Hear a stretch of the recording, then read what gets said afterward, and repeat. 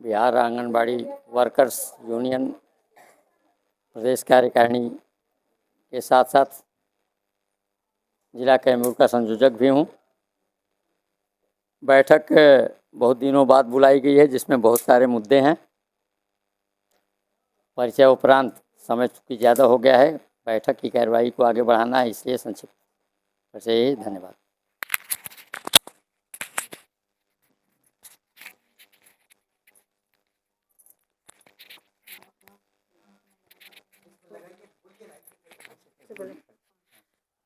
मैं नूरुन नेहार, सिमरी बख्तियारपुर जिला सहरसा, प्रखंड अध्यक्ष, जिला उपाध्यक्ष और राज्य सचिव। मैं अपनी प्रदेश अध्यक्ष के हर कदम से कदम मिला के चलना है हमें, और कोशिश करनी है कि अधिक से अधिक आदमी इस संगठन से जुड़े और इनके कदम पे चले, ताकि आने वाले भविष्य के खतरा को हम लोग झेल सके और अच्छे से झेल सके। हम सभी जानते हैं कि हमारा दोहन और शोषण बहुत बुरी तरह से होता है। तो उस दोहन, कुछ दीदी ने बताया कि एफआरएस के माध्यम से जो हमें परेशान किया जाता है, पदाधिकारी भी जानते हैं इस बात को, लेकिन हमेशा हमारा जहाँ तक अपना सोच है कि हमेशा हम ही क्यों विरोध करें उनके।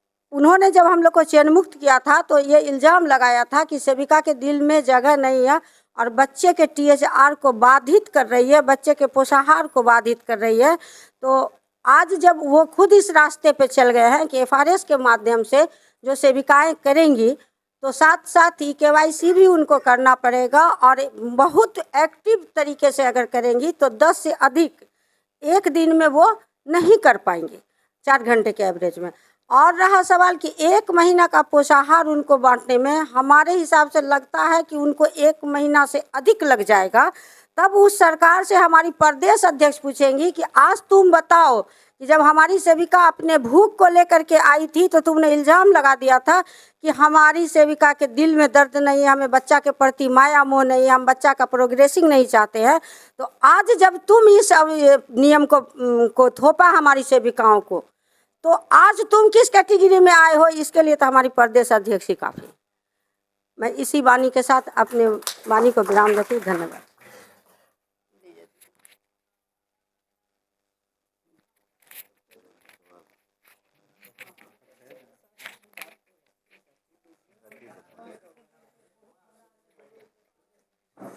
मैं औरंगाबाद से जिला कोषाध्यक्ष दिनेश कुमार धीरज,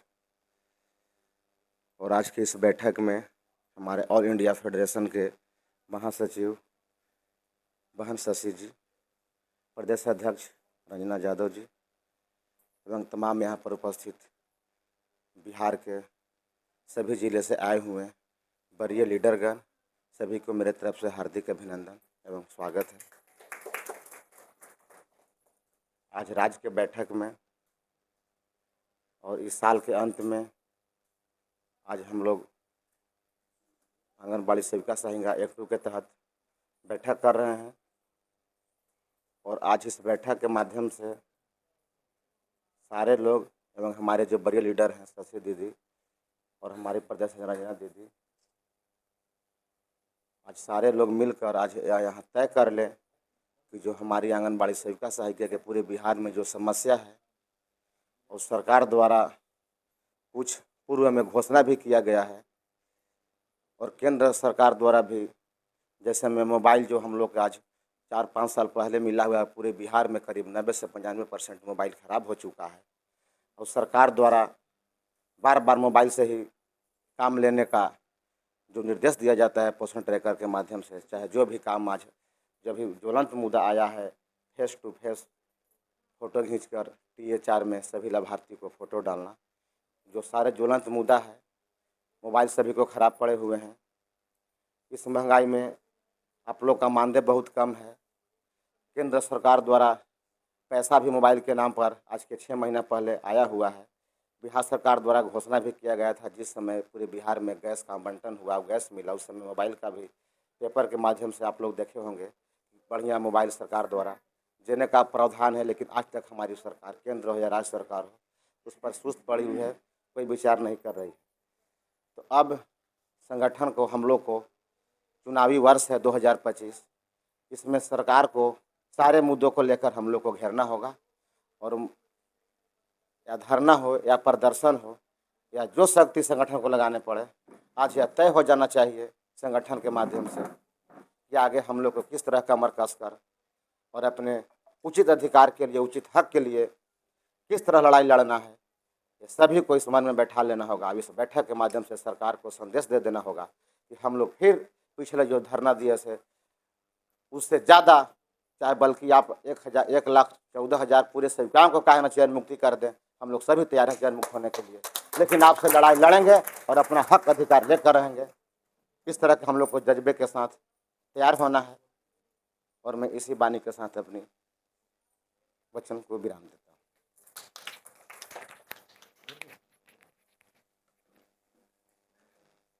पंकज कुमार, औरंगाबाद जिला औरंगाबाद, बारून के संयोजक सह जिला मीडिया प्रभारी सह आज के मीटिंग के अध्यक्ष के प्रतिनिधि बनकर के आए हुए हैं। हम लोगों को औरंगाबाद जिला को आज जुटे हुए, एकटू से जुटे हुए हम लोग को आज 4-5 महीना हुआ है। हम लोग शुरू से CI2 के संघ के साथ थे। CI2 में पहले रंजना दीदी से मुलाकात हम लोग को संयुक्त बैठक में होते रहता था। रंजना दीदी के कार्य क्षमता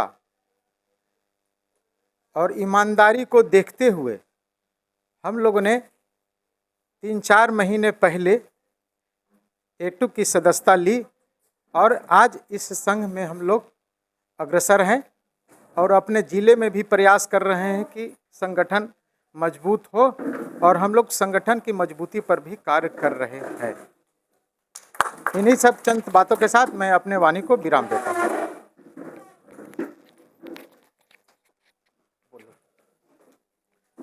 सच कहना बगावत है तो हाँ, हम भी बागी हैं। मैं Mohammad Mirajuddin, advocate supreme court of India, राष्ट्रीय अध्यक्ष notary advocate association of India, प्रदेश अध्यक्ष बिहार लोक शिक्षक संघ। मेरी वाइफ, सौभाग्य की बात है कि वो भी आंगनबाड़ी की सेविका है। तो अभी जो आंगनबाड़ी का जो स्थिति है, हालात है, उससे मैं अच्छी तरह अवगत हूँ और ऐसा कहें कि मेरे दिल में भी आंगनबाड़ी सेविका के प्रति सहानुभूति है और जो आंगनबाड़ी सेविकाओं के समक्ष, सहायिकाओं के समक्ष जो चैलेंज है, उससे मैं भी वाकिफ हूँ। अभी जो आंगनबाड़ी की सेविकाएं, सहायिकाएं जो उपस्थित हैं, उनका जो मुख्य मांग है कि अभी हाल ही में बिहार सरकार ने जो ऐसा कहें कि पोषाहार का जो नियम बनाया है, यानी कि आधार से सबों को लिंक करना है और लिंक करना ऐसा है कि आंगनबाड़ी सेविकाओं के लिए 2 मिनट सेविकाओं के लिए चैलेंज है। तो एक मैं कम शब्दों में एक बात कह देता हूँ, थोड़ा आज्ञा है। तो अभी जो खास करके बिहार की आंगनबाड़ी की जो सेविकाओं की जो अध्यक्ष हैं रंजना जी, इनके माध्यम से मैं सभी आंगनबाड़ी सेविकाओं को दुख दर्द को समझते हुए अभी तक जो मैंने आंगनबाड़ी सेविकाओं के प्रति जो मैंने अनुभव किया है, वो अनुभव मैं चाहता हूं आपके साथ शेयर करना। कहने के लिए कई वर्षों से बिहार के बहुत से संस्थाओं का मुझे कुछ अनुभव है। एक मेरे समक्ष जो सवाल है, इसके माध्यम से मैं रंजना जी से बिहार के सभी C2 कहिए या अन्य जो भी संस्था है आंगनबाड़ी के लिए जो सक्रिय जो लड़ना चाहती हैं, लड़ रही हैं, मैं उनको ऐसा कहें कि चैलेंज के भाव से उनको मैं कहना चाहता हूं कि कुछ दिन पहले कुछ गुजरात की आंगनबाड़ी सेविकाएं 2022 में यानी सुप्रीम कोर्ट से ग्रेच्युटी के मामले में उन्होंने लड़ते लड़ते आदेश प्राप्त कर लिया। उस वक्त बिहार के जो भी मुख्य आंगनबाड़ी से संबंधित जो भी संस्था हैं या सीटू कहें या कोई भी फोरम कहें, वो उस समय कहाँ थे। एक और अभी 14 नवंबर 2024 में गुजरात हाई कोर्ट का एक आदेश आया है, जिसमें गुजरात हाई कोर्ट ने ऐसा माना कि आंगनबाड़ी जो भी सेविका सहायिका हैं, अगर उनको राज्य सरकार अगर समान यानी कर्मचारी का दर्जा नहीं दे रही है तो उनके साथ बहुत बड़ा अन्याय है। तो 14 नवंबर 2024 को गुजरात हाई कोर्ट से आदेश आया। उसके तरह बिहार की आंगनबाड़ी सेविका सहायिका या उनकी जो लीडर है क्या कर रही थी, क्या करती हैं। यानी कि कहा जाता है कि मैंने जो अनुभव किया है न, बिहार की आंगनबाड़ी सेविका सहायिकाओं का लीडरों का न कोई दशा है न कोई दिशा है। क्या है, आपस में सर फुटबॉल करते रहो, यही है। तो मैं पूर्व की जो कमियां रही हैं, गलतियां रही हैं, आंगनबाड़ी अभी एक हमारे मित्र ने कहा कि धरना प्रदर्शन करिए, अच्छी बात है। कहा जाता है कि यह मत कहो कि जग में कर सकता क्या अकेला, लाखों में वार करता एक सूरमा अकेला। यानी कि अगर रंजना जी उनमें क्षमता है, कैपेसिटी है, अगर वो चाहें तो गुजरात में जैसे आंगनबाड़ी सेविकाओं का संघ जीतते हुए हाई कोर्ट से केस जीत गई और वहां के राज्य सरकार को हाई कोर्ट ने आदेश दिया है कि 6 महीना के अंदर इनके लिए नियम बनाइए, इनको समानता का अधिकार दे दीजिए। तो अभी जो ये सभी बिहार की खास करके जो सभी संस्था हैं, यानी कि शिकारी आएगा, जाल बिछाएगा, दाना डालेगा, लो में फंसना नहीं, वो कर क्या रहे हैं। मैं ये सवाल जानना चाहता हूं इस चैनल के माध्यम से। बिहार के चाहे कोई भी बाबू हो, बिंदेश्वरी बाबू हो, अन्य बाबू हो, मैं सबों से जानना चाहता हूं कि आप जब गुजरात की सेविकाएं जब वो लड़के हाई कोर्ट सुप्रीम कोर्ट से लड़ के जीत सकती हैं तो आप क्यों नहीं। तो यही मैं कम शब्दों में, चूँकि इनको जाना है और समस्तीपुर हमारी प्रतिनिधि हैं और इनको मैं भी धन्यवाद देता हूं, चूँकि मैं एक सेविका पति हूं उनकी ओर से, कि आपने अपना कीमती समय निकाल के यहाँ समय दिया। तो अब मैं कह रहा हूं कम, समझेंगे ज़्यादा। तो मुझे इस सवाल का जवाब चाहिए कि जब गुजरात की सेविकाएं जब जीत गई हैं केस, तो उसके कंपेयर में बिहार की सेविकाएं को आप कहाँ पाते हैं। उसके अलावा गुजरात की सेविकाओं का संघ जब सुप्रीम कोर्ट तक वो लड़ ली और सुप्रीम कोर्ट का जो आदेश है उसमें सभी प्रकार का वर्णन कर दिया गया है कि जब सेविकाओं का चयन होता है उसके लिए बाकायदा मार्गदर्शिका बनाया जाता है और इनका टाइम टेबल निर्धारित है। तो कम शब्दों में ये कहूँ कि गुजरात हाई कोर्ट का जो आदेश है उस कम से कम उससे आगे नहीं, उसके समानांतर, उसके बराबर भी आदेश लाने के लिए आप लोग कब प्रयास करने जा रहे हैं, कब से प्रयास करने जा रहे हैं। तो मैं थोड़ा बोल गया भावना में, क्षमा करेंगे, क्योंकि मैं सेविकाओं का स्थिति समझता हूं। मेरी वाइफ को मैं देखता हूं कि कहने के लिए तो 4 घंटा का सर्विस है, लेकिन रात में भी देखते हैं मोबाइल टिप टॉप करते रहती है। और ऐसा कहें कि मेरा membership supreme court of India का है, लेकिन कहा जाता है कि ममता में सबको छोड़कर बच्चों के लिए समय निकालना पड़ता है, देना पड़ता है। तो you know about me also, I am the member of supreme court of India regarding all quality. Nowadays I only service for my wife. This is only my nowadays duty. So really I want to question, like Bihar is the all leader. If the leaders of Gujarat may win cases in the High Court, Supreme Court, then why you are not able to this? This is only the my challenge. हम यही कहना चाहेंगे कि जो हो गई बीत गई सो बात गई। अब बिहार की सभी सेविकाओं से हम कम शब्दों में अनुरोध करेंगे कि आप भटकिए नहीं। बिहार में एक कहावत है, थोड़ा मैं बोल देता हूँ, मोहब्बत करके देखा है, मोहब्बत में भी धोखा है। अगर बिहार में, मुझे आशा उम्मीद है, अगर किसी भी लीडर में, आंगनबाड़ी की सेविकाओं में अगर कोई क्षमता रखती हैं तो रंजना यादव रखती हैं। और मुझे आशा उम्मीद है कि गुजरात की सेविकाओं ने जिस प्रकार से जीत को दर्ज किया है उसी प्रकार का जीत दर्ज करने का श्रेय रंजना यादव को ही मिलने जा रहा है।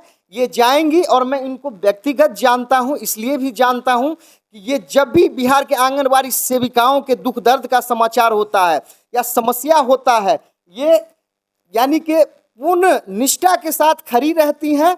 और मैं ऐसा समझता हूं कि इनके दिल में किसी के प्रति छल नहीं है, ये हमेशा समूह के लिए भला के लिए सोचती हैं।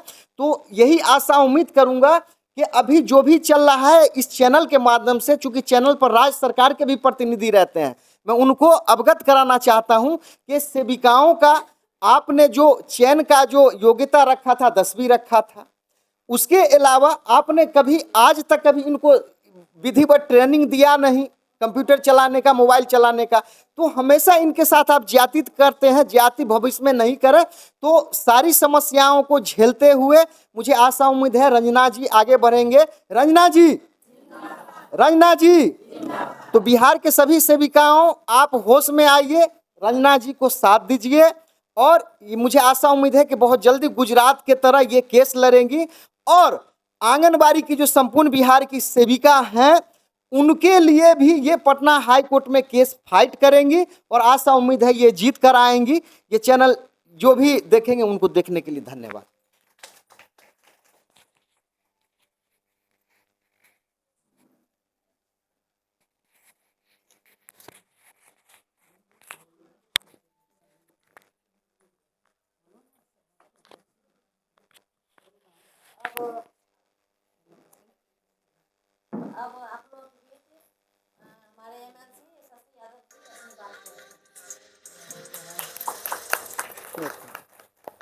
हाँ संगीता जी, हाँ आ रहे हैं, देर होगी थोड़ा सा। हाँ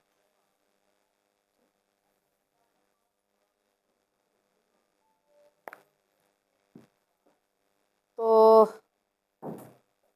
बिहार राज्य आंगनबाड़ी वर्कर्स यूनियन संबद्ध एक्ट 2 की राज्य कमेटी की हो रही बैठक में अध्यक्षता कर रही किरण जी, मंच पर बैठी हुई रंजना जी, हमारे अन्य ये अशोक जी, नूरुन जहाँ जी, हमारे इधर औरंगाबाद के साथी और तमाम जिलों से आए हुए हमारे तमाम नेतृत्वकारी बहनों साथियों, मैं आप तमाम लोगों को स्कीम वर्कर्स फेडरेशन की तरफ से अपना क्रांतिकारी सलाम पेश करती हूँ।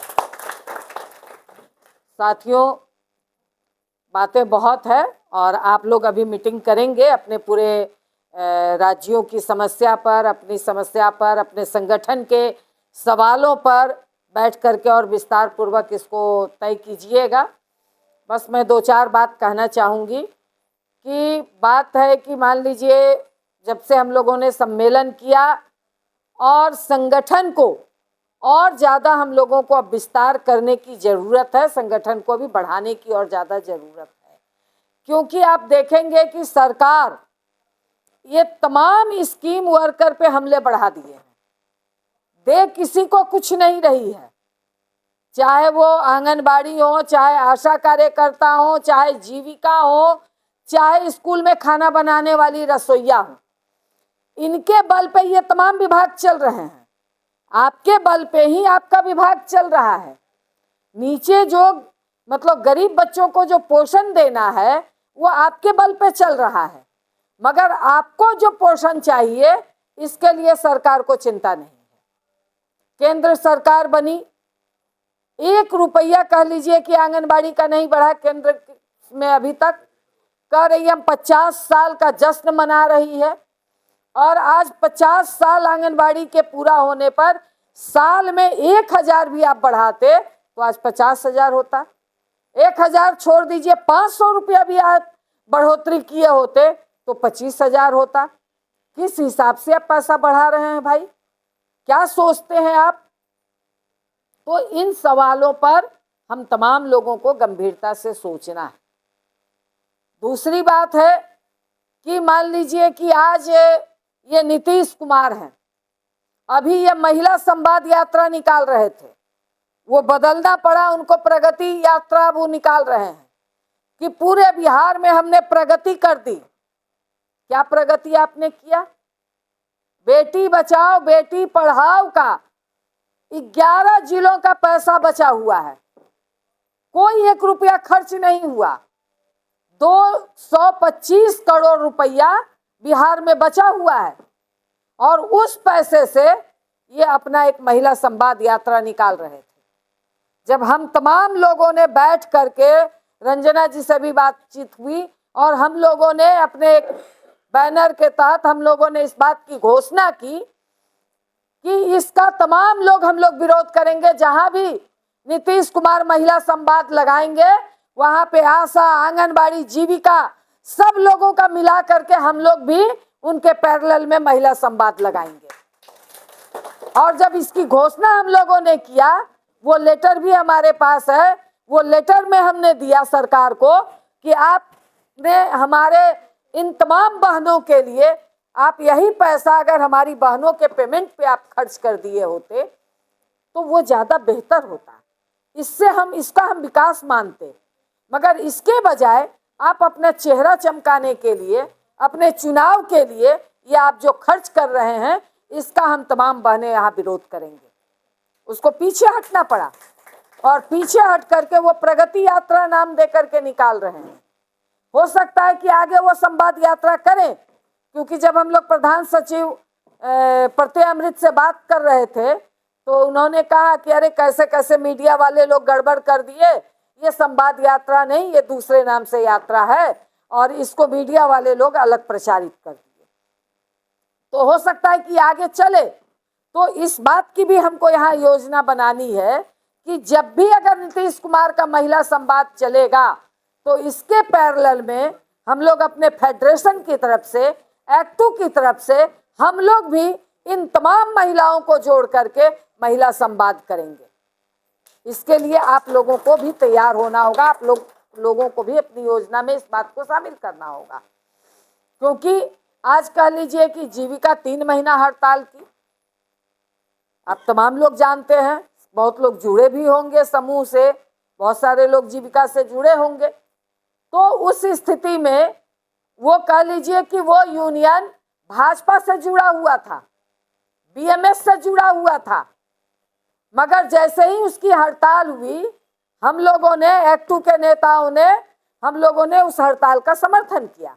जिस तरह से आंगनबाड़ी का हड़ताल था तो हम लोगों ने समर्थन किया, आपके आंदोलन में उतरे, मजबूती के साथ सड़कों पे उतरे। उसी तरह से हम लोगों ने जीविका के हड़ताल को भी मजबूती से समर्थन दिया। उसके अंदर पूरी डिबेट हुई और इसी जगह पे 150 नेता पूरे बिहार के आए।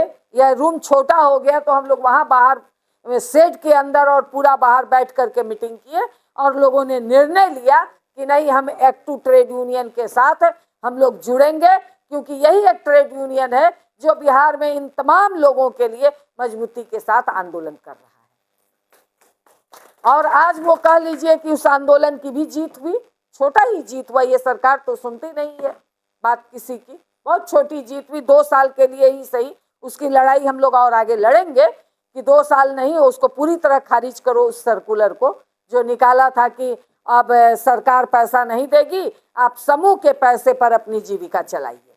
उस सर्कुलर को उसको वापस लेना पड़ा। तो ये आपके ट्रेड यूनियन की, आपके आंदोलन की जीत है। ये पूरे आप लोगों की भी जो आंगनबाड़ी की जो आपकी मजबूत यूनियन है, उसके बल पे हम लोग आगे बढ़ते हैं। चाहे वो रंजना जी हो, चाहे वो शशि यादव हो। आप जब मजबूत रहती हैं, आप जब मजबूती से आंदोलन करती हैं, तभी कोई नेता आगे बढ़ता है। यूनियन आपका जितना मजबूत रहेगा, संगठन आपका जितना मजबूत रहेगा, नेता का सीना उतना ही चौड़ा रहेगा। तभी नेता चौड़ा करके बोलता है, तभी नेता अधिकारियों से बात करता है कि हमारा यूनियन इतना मजबूत है। और आज AICCTU का नेशनल कॉन्फ्रेंस हो रहा है 24, 25, 26 फरवरी को दिल्ली में तालकटोरा स्टेडियम में। कह लीजिए कि राष्ट्रीय सम्मेलन, ये ओपन सेशन हो रहा है। 5000 की संख्या उसमें ओपन सेशन में है। आसपास के लोग आएंगे बड़ी संख्या में। बिहार से एक दूरी हो जाती है, मगर डेलीगेशन हम लोगों को यहाँ से जाना है, प्रतिनिधिमंडल जाना है। यहाँ से उस सम्मेलन के लिए फंड देना है, क्योंकि आजकल कोई भी अगर आप एक छोटी सी मीटिंग कर रही हैं तो खुद सोच सकती हैं कि कितना खर्च होता है, जबकि यह हॉल वॉल आपको फ्री में मिल जाता है। हम लोग यहाँ पे इतना व्यवस्था किए हैं और भी हम लोग सोच रहे हैं कि इस हॉल को तोड़ देंगे तो हम लोगों का और बड़ा हॉल हो जाएगा।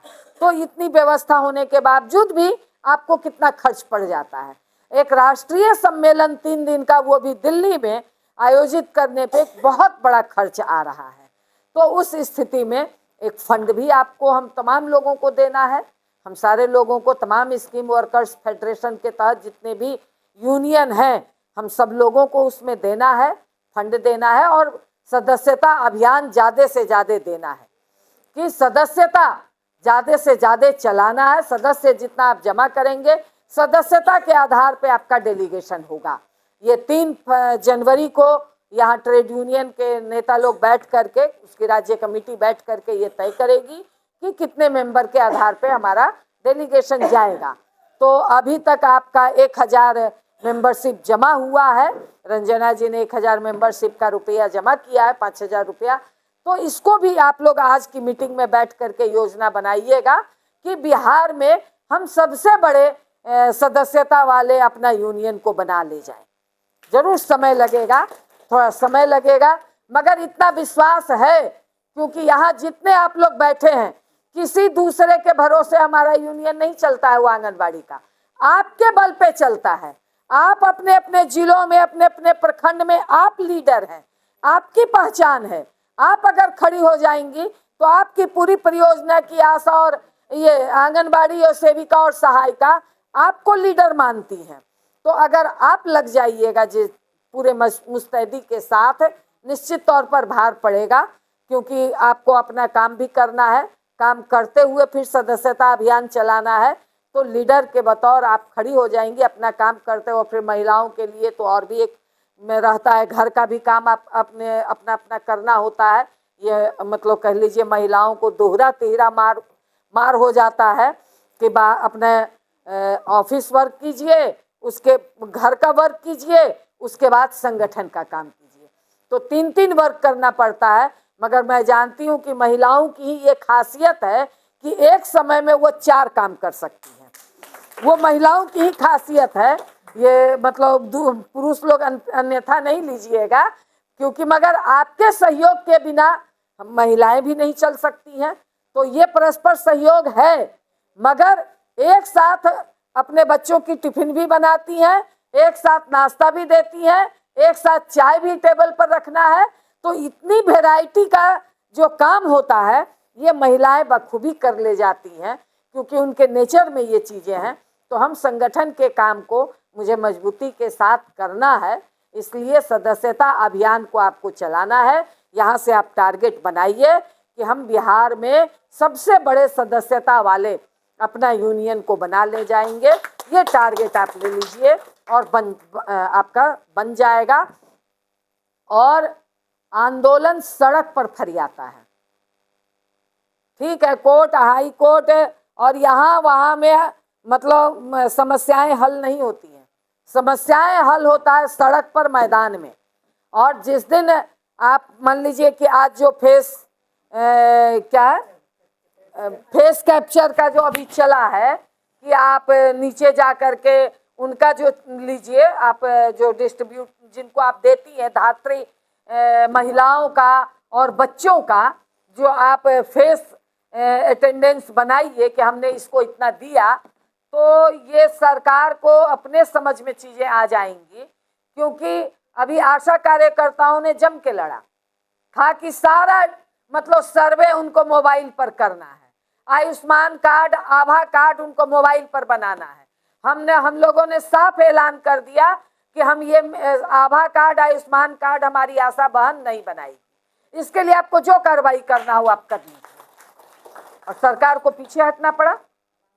हम लोगों ने कहा कि मोबिलाइजर का काम हम करते हैं, आप अपने डाटा को भेजिए, डाटा एंट्री ऑपरेटर को भेजिए, आप अपने CHO को भेजिए इलाके में। वो बैठ करके पैसा लेगा, वो जाएगा नीचे और हम मोबिलाइज करके आपको ला करके देंगे। मोबिलाइज हमने करके दिया, सरकार को पीछे हटना पड़ा। एक लोगों पे कोई कार्रवाई निकाल दिया था, फैसिलिटेटर पे कार्रवाई। हमने कहा कि आप कार्रवाई करके देख लीजिए, पीछे हटना पड़ा सरकार को, सबको फिर सर्वे रजिस्टर देना पड़ा।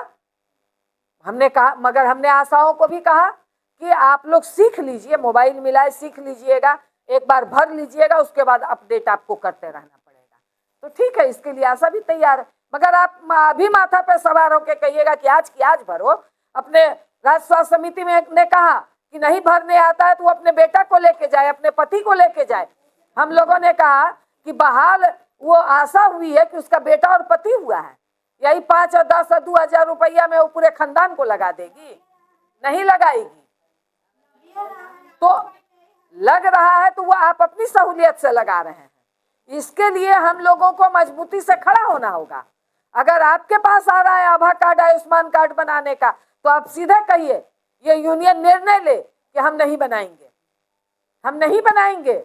आप हम बहुत होगा, मोबिलाइज कर देंगे, हम सेंटर पे बुलवा देंगे, आप अपना बनवाइए। ये फेस रिकॉग्नाइजेशन है, फेस कैप्चरिंग है। बोलिए आइए ऊपर के CDPO जरा क्षेत्र में आए, वो बैठे हमारे सेंटर पे, हमको आप बैठिए, बैठ करके आप फेस रिकॉग्नाइज करके कैप्चर करके बताइए कि कितने लोगों का होता है। ये निर्णय लेना होगा। चलिए, चलेगी लड़ाई, चलेगी। ये एकदम मजबूती से निर्णय लेकर के इसके खिलाफ सड़कों पे उतरना पड़ेगा। और यहाँ से हम लोग एक मांग पत्र बना करके इसका मांग पत्र तुरंत मुख्यमंत्री को रिसीव करा दिया जाए कि ये सारी चीजें हम लोग निर्णय नहीं ले सकते, क्योंकि बात हुई थी मगर हुआ कि मीटिंग हो रही है, तो मीटिंग से ये निर्णय लेकर के मुख्यमंत्री को ये डिमांड, आपके कल्याण विभाग के मंत्री को ये डिमांड हम लोग दे देंगे, यहाँ से निर्णय हो। ये एक डेलीगेशन भी चल करके हम लोग मिला जाएगा, वो डेलीगेशन भी मिलेंगे और बिल्कुल निर्णय एकदम हार्ड एंड फास्ट लिया जाए। इसमें कोई घबराने और ये की जरूरत नहीं है कि कार्रवाई कर देगा, ये कर देगा, वो कर देगा। जीविका पर कर रहा है कार्रवाई, दिया है 10,000 लोगों को निकालने का नोटिस, धमकी दिया है। उन लोगों को भी हम लोगों ने कहा है कि आप घबराइए मत, सारे लोगों को वापस लेना पड़ेगा जिस तरह से आंगनबाड़ी को लिया गया। तो इसीलिए इसके लिए कोई घबराने की जरूरत नहीं है। लड़ेंगे तो कुछ होगा, मगर उसको हम लोग निर्णय भी ले लेंगे, वो सारी कुछ होगा। इसीलिए उस सवाल को लेकर के जरूरत पड़ेगी तो महाराष्ट्र में हम ही लोगों का यूनियन ने निर्णय लिया था मोबाइल वापस करने का, कि आपने जो मोबाइल दिया वो मोबाइल चल नहीं रहा है। 2019 में मोबाइल दिया, कोई भी महंगा से महंगा मोबाइल खरीदते हैं तो 3 साल से ज्यादा मोबाइल नहीं चलता है, होता है ना। हम ही लोग मोबाइल लेते हैं, बहुत मैक्सिमम चलेगा, 3 साल चलेगा। आपने रिचार्ज का पैसा नहीं दे रहे हैं, क्यों हम आपके मोबाइल पर काम करें? इस बार ये डिमांड रहे कि हमको रिचार्ज का पैसा दीजिए। और मोबाइल पर अगर काम नहीं होगा, मोबाइल को एक बार अभी अगर ये आप लोग अपने संगठन के अंदर तय कर सकते हैं कि हम पूरे बिहार में अपने मोबाइल को अपने सेंटर पे जा करके अपने अधिकारी CDPO के पास अपना मोबाइल जा करके जमा कर देते हैं कि लीजिए जैसा मोबाइल अपना लीजिए, हम मोबाइल से काम नहीं करेंगे। हाँ, सरकारी मोबाइल जमा कर दिए हैं।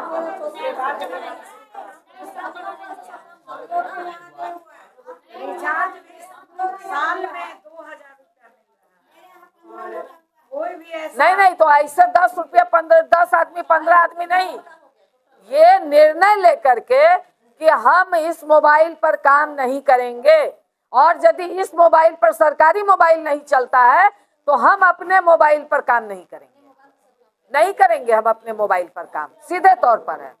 आशा लोगों का हम लोगों ने यही निर्णय लिया था। यही पहले वो कहा कि अपने घर में मोबाइल नहीं है, बेटा बेटी मोबाइल नहीं चलाता है, हमने कहा बेटा बेटी के मोबाइल पर हम काम करेंगे। तो ये हम लोग साफ इनकार किए, तब वो मोबाइल दिया। तो इसलिए, और हम लोगों ने इस बात को कहा था कि मोबाइल का पैसा दीजिए, तो उस समय तो मोबाइल बांट दिया। अब जा करके वो 13,181 रुपया 68 पैसा अब दिया है मोबाइल के लिए, कि 13,000 रुपया 181 रुपया 68 पैसा का आप ज्यादा लगा लीजिए, और मगर इतना पैसा आपको पेमेंट हो जाएगा आपके अकाउंट पे। तो ये हम लोगों ने किया। तो ये भी हम लोग लड़ करके आंगनबाड़ी में भी इस बात को आप लोग मजबूती से निर्णय लीजिए। तो ये नहीं कि एक परियोजना जमा करेगा, एक जिला जमा करेगा, नहीं, पूरा बिहार इसका निर्णय लेगा कि हम तमाम मोबाइल को वापस करेंगे और हम कोई मोबाइल पर काम नहीं करेंगे, हम मतलब कि ऑफलाइन काम करेंगे। ठीक है, आप हमको बढ़िया मोबाइल दीजिए, तब हम फेस कैप्चरिंग करेंगे, और नहीं तो हम नहीं करेंगे फेस कैप्चरिंग, बात खत्म है। और CDPO आए नीचे, ये हम लोग इसका भी जब डिमांड बनाएंगे, इस डिमांड को इसको बनाया जाएगा कि CDPO आए नीचे, सेंटर पर घूमे। इसके पहले और इसके ऊपर और कौन होती है? पर्यवेक्षिका। हाँ पर्यवेक्षिका है उस, हाँ पर्यवेक्षिका है, पर्यवेक्षिका आके बैठे, पर्यवेक्षिका आकर के बैठे, उसके ऊपर के जो लीडर है वो आकर के बैठे, उनको आना पड़ेगा फील्ड में। और तब हम ये मोबाइल से, और हमारे पास सरकारी मोबाइल रहेगा तब हम करेंगे, नहीं तो सीधे तौर पर हम नहीं करेंगे। हमें बेहतर मोबाइल दीजिए, या आप हमको कम से कम 15,000 रुपया हमारे अकाउंट में दीजिए, हम ज्यादा पैसा लगा करके खरीद लेंगे, मगर न्यूनतम 15,000 रुपया दीजिए, तब हम आपके मोबाइल पर काम करेंगे, अन्यथा नहीं करेंगे।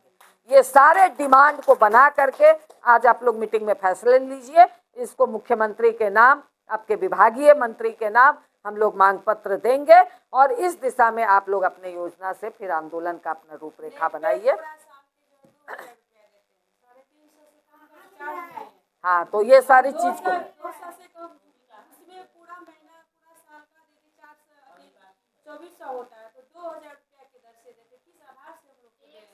वही बात बोल रहे हैं।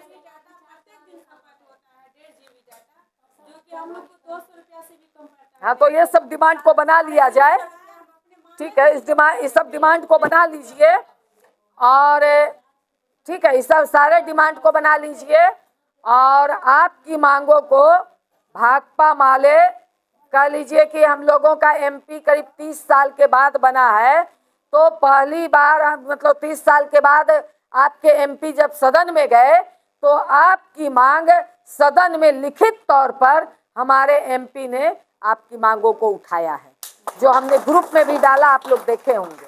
और यहाँ भी जिस समय संकट आया, यहाँ भी हमने भी आपकी मांगों को शून्यकाल में उठाया है, और हमारे विधायकों ने भी पूरे पोस्टर के साथ शून्यकाल में मांगों को दिया है। और यहाँ नीचे भी आपके साथ सड़क पर भी भाकपा माले मजबूती के साथ खड़ा रहता है, ये आप लोगों ने देखा है, कहीं भी हम लोग पीछे नहीं हटे हैं। और इस बार भाकपा माले ने ये निर्णय लिया है कि हम ऐसे तमाम लड़ने वाले लोगों को, क्योंकि ये तमाम सेक्टर को कोई पार्टी आपके सवालों पे नहीं खड़ा हो रही है, चाहे वो मतलब स्कीम वर्कर में जो तमाम आशा आंगनबाड़ी ये सारे लोग हैं, और इसके बाद ठेका मानदेय प्रोत्साहन पर काम करने वाले संविदा डाटा, ये इन लोगों का भी सारे लोग हमारे यहाँ आते हैं कि मैं ये सवाल आप ही लोग उठा सकते हैं। पूरा ये ऑफिस में तमाम ऐसे लोगों के लोग आते हैं कि आप ही लोग इन सवालों को उठा सकते हैं, आप ही लोग हमारे आंदोलन को सपोर्ट कर सकते हैं, और हम लोग करते भी हैं। तो इसलिए भाकपा माले ने सोचा कि ठीक है, अलग अलग हम लोग करते हैं, अलग अलग आपके सवाल भी उठाते हैं, मगर एक बार आप लोगों को ये प्लेटफॉर्म भाकपा माले देती है कि इसमें सारे लोग एक साथ आइए, तब सरकार की भी नजर पड़ेगी। और इसके तैयारी के लिए 19 जनवरी को IMA हॉल में एक महासमागम कार्यक्रम रखा गया है। पटना के क्या कहते हैं, IMA हॉल है गांधी मैदान में। तो उसमें पूरे बिहार के लोगों को नहीं आना है, मगर आपके पटना की आंगनबाड़ी नेता एक अच्छी संख्या में आप लोग आइए। महासमागम में सब लोग उसमें रहेंगे, सारे लोग, चाहे वो एक देख लीजिए कि नीचे आपके तमाम ट्रेड यूनियन, तमाम सेक्टर में आंदोलन करने वाले लोग हैं वहाँ बैठे हुए, वहाँ भी इस बात की तैयारी चल रही है। तो एक निर्माण मजदूर से लेकर घरों में काम करने वाली घरेलू कामगारिनों से लेकर के तमाम सेक्टर के लोग उस दिन महासमागम में आएंगे। तो आप लोग भी, पटना के नेता लोग जरूर आइए, पटना की अच्छी संख्या में आंगनबाड़ी लोग जरूर आइए। और 9 मार्च को बदलो बिहार महाजुटान, पार्टी ने कोई रैली नहीं दिया है, वो आपका बैनर, आप लोगों के लिए एक बैनर दिया है कि इसमें आप जिस भी तबके के लोग हैं, संघर्ष करने वाले लोग, आप सब लोग अपने अपने बैनर के साथ गांधी मैदान में आइए, अपनी ताकत आप दिखाइए इस सरकार को, क्योंकि अलग अलग लड़ने पर तो एक छोटी छोटी संख्या हो जाती है। और सरकार क्योंकि आने वाला समय बजट सत्र है, उसमें इन सवालों पे सरकार विचार करे, और अगर नहीं विचार करेगी तो ये सारे तबके मिल करके बिहार को बदल देंगे, इस सरकार को उखाड़ करके फेंक देंगे। और तमाम पार्टियों को आपके सवालों पर सोचने के लिए मजबूर होना पड़ेगा, क्योंकि आजकल आपका वोट हमारा आपका वोट ये तमाम पार्टियां ले लेती हैं। हम लोग भी बट करके दे देते हैं, कहीं हिंदू मुस्लिम के नाम पर, कहीं मंदिर मस्जिद के नाम पर, कहीं ऊंच नीच के नाम पर हम लोग बट जाते हैं। मगर इस बार हम तमाम लोगों को एकजुट होना है और अपने सवाल को लेकर के, अपने बिहार के विकास के सवाल को लेकर के, अपने तमाम कर्मचारियों के सवाल को लेकर के हमको एकजुट हो करके इस बदलो बिहार महाजुटान में अपनी ताकत दिखानी है। लोग कहेंगे कि अरे ये तो माले का नहीं, माले ने प्लेटफॉर्म दिया है, इसमें हर तबके के लोग आइए, जो जितनी बड़ी संख्या में आएगा उतनी बड़ी ताकत उनकी उतनी बड़ी आवाज होगी। तो ये चीज आप लोग इस बात का भी निर्णय आज ले लीजिएगा। इसके बाद तो फिर राज्य कमेटी बैठेगी नहीं, इसका निर्णय लीजिए। समय बहुत हो गया है, आप लोगों का हमने बहुत समय ले लिया है। इसी बात के साथ इनकलाब जिंदाबाद।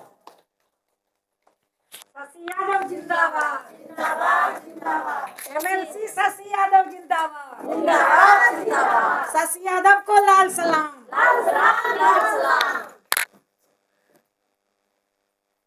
शशि दीदी को बहुत बहुत धन्यवाद, इन्होंने अपनी बात को रखे। और ये ऐसे महिला हैं, ऐसे मतलब नेत्री हैं काम करने वाली, जो हम लोग की आवाज़ को हमेशा सदन में उठा करके आवाज़ें को गूंजती रहती हैं और हम लोग की बात हमेशा उठाती हैं। जैसे चैन मुक्ति भी हमारी हुई थी तो इन्हीं दीदी के पास हमारी रंजना दीदी आए हुए थे और इन्हीं के कारण हम लोग की चैन मुक्ति भी वापसी हुई, नहीं तो फुटा के सबको धीरे धीरे चैन मुक्त करके सबको वापसी करवा दिया था सरकार।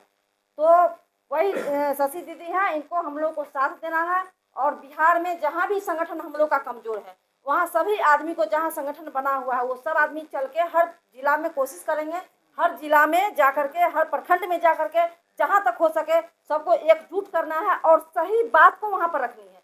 क्योंकि अनेकों प्रकार का संगठन है और संगठन जो है सो अपने आप को अपना मतलब दाव पेच में लगा रहता है, कभी उसका शिकायत किया, कभी उसका शिकायत, लेकिन सही बात को वहाँ पर सही जानकारी सेवकाओं को नहीं दिया जाता है, जिस कारण हम अलग अलग अथी में रह रहे हैं हम लोग। तो वैसी स्थिति में नहीं रहना है, सबको एकजुट करना है। जैसे हो जो जहाँ से भी आए हैं वहाँ भी हम लोग जाकर के जागरूक करेंगे सबको और एक बैनर तले कोशिश करेंगे, सभी सेवकाओं की आवाज़ को जो हमारे उठाएंगे, जो हमको आगे बढ़ाने का कोशिश करेंगे, जो हमको हक दिलाने का काम करेंगे, उनका हम हमेशा साथ देंगे।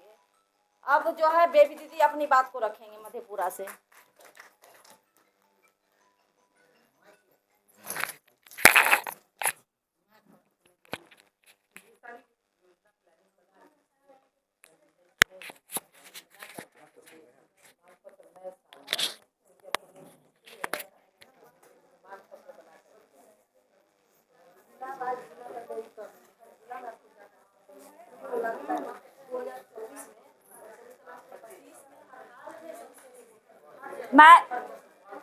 मैं यहाँ पर आज उपस्थित हमारे MLC दीदी, शशि दीदी, जो हमारे जितनी भी महिला कार्यकर्ता हैं सभी की नेता कहा जाए, उनका मैं हार्दिक अभिनंदन करती हूँ, वंदन करती हूँ। और हमारी प्रदेश अध्यक्षा रंजना दीदी, जो हमारी लड़ाई में, जब पिछले साल यही समय था जिस टाइम में हम लोग चैन मुक्त हुए थे, क्योंकि ये इसी टाइम में हम लोग का लड़ाई चरम सीमा पे थी और उसी टाइम में हम लोग को चैन मुक्त किया गया था और इसी टाइम में हम लोग यहाँ पर आए हुए थे और शशि दीदी से मिले थे पहली बार। उसके बाद हम लोगों का जब नया साल आया तो उसमें हम लोग फिर से हम लोग को वापस किया गया। तो हम लोग यहाँ आए हैं, लड़ाई से हम लोग डरने वाले नहीं हैं। आज हमारे मुख्यमंत्री सोच रहे थे, मुख्यमंत्री जी, कि सेविका को इतना डरा दिए, धमका दिए कि सेविका डर के दब के नीचे चली जाएगी, लेकिन मेरा आत्मबल उससे और बढ़ गया, क्योंकि एक बार चैन मुक्त होके भी हम लोग देख लिए कि चैन मुक्ति से क्या होता है। अब तो हम लोग को ये आम बात हो गया है क्योंकि अब हम लोग डरने वाले नहीं है। रही बात हमारी आम सेविका जो कुछ बहनें हैं जो अभी भी संगठन को नहीं समझ रही हैं, उनको समझाना हमारा कर्तव्य बनता है। उनको हम समझा के उनको हम आगे लाने का काम करें। सदस्यता जो अभी हमारी दीदी बता रही थी सदस्यता के लिए, तो देखिए सरकार के नज़रों में अभी डायरेक्टर सर जब भी बैठक करते हैं तो डायरेक्ट सीधे एक लाइन में कहते हैं आप लोग के अंदर कितना आदमी है, आप लोग लिस्ट नहीं देते हैं, कितना आदमी किसके अंडर में है, हमको लिस्ट चाहिए। उनको लगता है कि शायद ये लोग कहीं से भीड़ उठा के ले आती है, लेकिन उनको पता नहीं है कि ये सेविका भी बहुत जठर है, बहुत जटिल है। उनको समझने में अभी भी उनको देर लगा हुआ है। चयन मुक्त करने के लिए तो कर दिए थे, लेकिन हम लोग बस तो नहीं बोले। अब वही समय फिर से आया है कि अभी पोषण ट्रैकर पर एक नया सिस्टम लागू कर दिया है। हम लोग जो राशन वितरण करते हैं उसमें फेस कैप्चर का सिस्टम दे दिया है। तो सरकार तो चाहती है कि बच्चे को लाभ मिले, किसी तरह से बच्चा वंचित नहीं हो, लेकिन सरकार तो ऊपर में बैठे हुए हैं। उनको क्या पता कि सरजमीन पे क्या हो रहा है। अगर सरजमीन पर उतर के देखते तब तो देखते कि क्या हो रहा है। सरजमीन पर हमारी जो ग्रामीण क्षेत्र की हमारी महिलाएं हैं जो आधार कार्ड, एक समय होड़ चला था कि आधार कार्ड बनाओ, आधार कार्ड बनाओ, आधार कार्ड बनाओ, सब ने आधार कार्ड बना लिया। उस टाइम में क्या किया, जिसको जो मन में आया वो मोबाइल नंबर दे दिया। कोई अपना दिया, कोई बगल का दिया, अगल का दिया, नहीं हुआ तो वहीं से किसी का मोबाइल नंबर दे दिया। अब उसमें पोषण ट्रैकर में ऑप्शन कर दिया है क्या कि हम लोग को फेस कैप्चरिंग करना है और फेस कैप्चरिंग के साथ ई-केवाईसी करना है, तब जाके हमने उसको राशन देने का काम करेंगे। अगर फेस कैप्चरिंग करके ई-केवाईसी नहीं करते हैं तो वह राशन वितरण नहीं हुआ। और अभी कोई भी महिला ये बताने से असमर्थ है कि हमारे आधार में कौन सा मोबाइल नंबर लिंक है। अगर किसी का लिंक है भी तो गांव में हमारे यहाँ बेरोजगारी चरम पे है, जानते ही हैं। ज़्यादातर हम लोग के जो नीचे तबके से आते हैं वो लोग बाहर कमाने के लिए जाते हैं, क्योंकि उनको खाने की दिक्कत होती है। यहाँ कुछ मिलता नहीं है, इसलिए वो लोग दूसरे जगह जाके कमाने का काम करते हैं, तो मोबाइल अपने साथ लेके चले जाते हैं, जिसके वजह से ये सब परेशानी होती है। दूसरी बात, ये केंद्र सरकार ने लागू किया है, ठीक है, हम लोग करने के लिए तैयार भी। हम लोग ये नहीं कहते हैं कि हम लोग इसका विरोध करते हैं, हम लोग विरोध नहीं कर रहे, लेकिन सरकार उसके हिसाब से सोचे, उसके हिसाब से मोबाइल मुहैया कराए। हम लोग को जो रिचार्ज का पैसा होता है, जो 400 रुपया लगभग आ रहा है प्रत्येक महीना के दर से, और सरकार हमको एक साल का मात्र 2000 रुपया देती है, वो भी समय पर नहीं दिया जाता है, उसको लागू करे। उसके बाद हम लोगों को सबसे बड़ा समस्या एक आने वाला है कि नेटवर्क प्रॉब्लम। किसी भी ग्रामीण क्षेत्र हो या शहरी क्षेत्र हो, कहीं कहीं अच्छा नेटवर्क काम करता है और कहीं कहीं नेटवर्क काम नहीं करता है। ये सब इशू आने वाला है, इसलिए हम लोग विरोध नहीं करेंगे।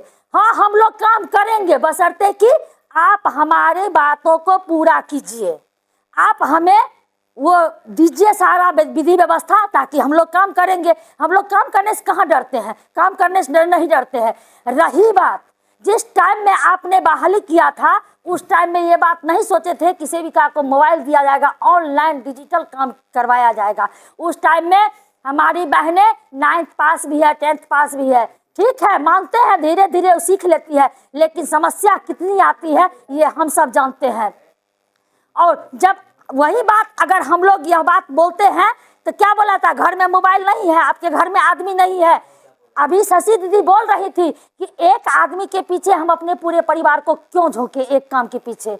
हम लोग का कितना 7000 रुपया मिलता है, 7000 से क्या होने वाला है। सरकार ये हम लोग को डाटा ऑपरेटर बना के रख दिया है, डिजिटल काम में ला के रख दिया है। तो भाई डिजिटल काम में रख रहे हैं आप, तो डिजिटल दामों तो दीजिएगा। जब आपने डिजिटल दाम नहीं दिया तो आप कैसे ये सोच सकते हैं कि हमारी सेविका दीदी डिजिटल काम कर लेगी। इसलिए हम उस सरकार से मांग करते हैं कि हमारे डिजिटल काम करने के एवज में डिजिटल पेमेंट भी करे वो। अगर वह डिजिटल पेमेंट नहीं करते हैं तो हम लोग काम का विरोध जरूर करेंगे। और इसी पर विचार विमर्श के लिए हम लोग यहाँ पर आज इकट्ठा हुए हैं। सभी हमारे दूर दूर से दीदियाँ आई हुई हैं और हमारी प्रदेश अध्यक्षा दीदी यहाँ बैठी हुई है। हम लोग इस पर विचार विमर्श करेंगे और आगे सदस्यता शुल्क के लिए जो अभी दीदी बोल रही थी, इस पर आप लोग ज़्यादा से ज़्यादा ध्यान दीजिए, ताकि ज़्यादा से ज़्यादा हम लोग सदस्य बने, क्योंकि जितना ज़्यादा संख्या में हम लोग रहेंगे हम लोग उतना ही ताकतवर होंगे, इसलिए ये बहुत ज़रूरी है। मैं इन्हीं शब्दों के साथ अपनी वाणी को विराम देती हूँ।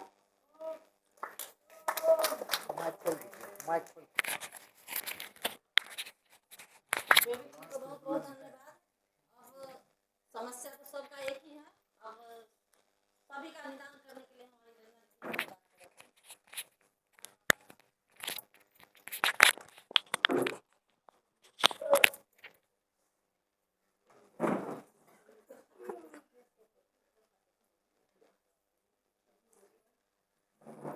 समस्या तो जो वर्तमान की है, अभी हमारे सभी साथी आज जो हम लोग इस मीटिंग का आयोजन किए हैं, मुख्य समस्या जो हमारा है फेस कैप्चर के लिए, तो इस समस्या को कैसे समाधान करें और कैसे इससे लड़े सरकार से, इस आवाज़ को और इस समस्या को निदान के लिए हम अपनी बात रखते हैं। और तमाम हमारी बहनें हैं जो इस पर अगर समर्थन करना हो तो करेंगे, या अपनी राय देना हो वो अपनी राय को रखेंगे। हम लोग मिलकर के सरकार बनाते हैं, और सरकार जो है वो हम महिला जाति पर भरोसा नहीं करती है। हम सरकार बना दिए, मोदी जी चाय बेचते बेचते भारत को चलाने लगे, वो रिमोट बना दिए, देश को बेचने के तरफ ले गए, अडानी अंबानी को अपनी देश को सौंप दिए। और हम महिलाओं को जो मात्र 11,000 रुपया देते हैं, और 25 दिन तक हम अपने समाज को जो कुपोषण वर्ग से आते हैं, चाहे वो हमारी गर्भवती महिलाएं हो, धात्री महिलाएं हैं, या हमारे क्षेत्र के कुपोषित बच्चे हो, उनकी देखभाल के लिए पहले हमारी सरकार मानक रेट नहीं तय की है। आप लोग बताइए, 7 रुपए बाजार में आलू मिल रहा है, तो वो फेस कैप्चर जो करने के लिए बुलाएंगे तो वो सरकार को शर्म आनी चाहिए जो वो अपनी मानक रेट को सुधार ले। कैसे फेस कैप्चर करेंगे, कौन सी मात्रा उनको उठा करके हम देंगे जो हमारे साथ फोटो और शूट होगा, कैसी वीडियो बनेगी। क्या हम उनको क्या बताएंगे कि हमारी सरकार 7 रुपए आलू का रेट दी, हमारे बच्चे का कुपोषण कैसे दूर होगा, हमारी गर्भवती माताएं, हमारी गर्भवती धात्री बहनें का कुपोषण कैसे दूर होगा। वो सरकार को शर्म आनी चाहिए जो जितनी भी हमारी 16 आइटम है, जो मात्रा और क्वांटिटी और क्वालिटी हम क्या दे रहे हैं, पहले उस पर उनको विचार करनी चाहिए कि हम जो समाज के लिए कर रहे हैं उसको वो उजागर करना चाहते हैं। ये अच्छा है, हम लोग इसको एक्सेप्ट कर रहे हैं कि हम फेस कैप्चर करेंगे। अरे पहले तो गुणवत्तापूर्ण मोबाइल हमारी सेविकाओं को मुहैया कराओ, उसके बाद हमको तुम रिचार्ज का पैसा न दो। जिस अडानी और अंबानी का सिम को चलवा रहे हो, डिजिटल बना रहे हो, उसी को बोलो कि हमारी बहनें का मोबाइल रिचार्ज करके विभाग द्वारा भेजे। हमारी बहनें इससे भाग नहीं रही है, सारा कार्य को करने के लिए तत्पर है, और बिहार में हमारी महिलाएं कर भी रही हैं। जितना अत्याचार है, ये बिहार सरकार हो या भारत सरकार हो, ये वो केवल कहने के लिए है कि महिला सशक्तिकरण, बेटी बचाओ बेटी पढ़ाओ, और वो करोड़ की करोड़ रुपया जो अब हमारे सरकार के विपक्ष में बैठी हुई एमएलसी आप लोगों के बीच रखी कि 2 करोड़ इतना फंड हमारी बेटी बचाओ और बेटी पढ़ाओ के तरफ इनका पैसा बचा हुआ है, जो वो किस फंड के तरफ ले चलेंगे, महिलाओं को संवाद करेंगे।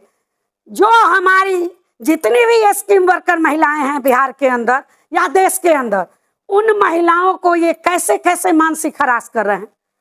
उसको देंगे चाराना, और उसको क्या कहते हैं कि 1 रुपया का कार्य करके तुम रख दो।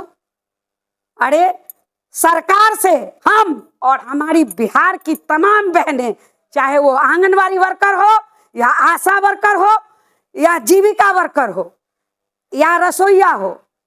ये बात सच है कि हम लोग सारी महिलाएं जो मानसिक हरास हो रहे हैं, अब आप ही लोग आज हमारी बहनें बैठे हैं, बता दीजिए कि इतने ही पैसा में हमारे पुरुष वर्ग के लोग वो काम करने में सक्षम होंगे? नहीं होंगे। और बिल्कुल डेग प्रति डेग विरोधाभास होगा। आज वनली केवल ये महिलाएं पर अत्याचार हो रहा है, जो ब्रिटिश टाइम में या हमारे पुरखों ने या हमारे पूर्वजों ने महिलाओं पर जो अत्याचार किया, बेड़ियां पहना करके रखता था, भारी भारी ऑर्नामेंट्स गहनाएं पहना दिया करते थे, उससे भी ये बदतर हमारी स्थिति को ला करके रखे हुए हैं। हमारी सशक्तिकरण के ओर ये महिलाओं के दुश्मन हैं, चाहे वो हमारी राज्य सरकार हो या बिहार सरकार। हम तो हमेशा ये शब्द से प्रयोग संबोधन करते हैं कि महिला हम हैं। अब वही कौन कहते हैं? हमारी माननीय नीतीश कुमार जी कहते हैं महिला सशक्तिकरण। हमारी मोदी जी जो देश पर कब्जा करके अडानी अंबानी से चलवाते हैं, वो कहते हैं कि महिलाएं सशक्त है। अरे यही सशक्तिकरण है कि महिलाओं को दो 10,000 रुपया, 11,000 रुपया और उनको 40,000 रुपया का बाजार करने के लिए भेज दो, और तुम फेस कैप्चर की बात करो।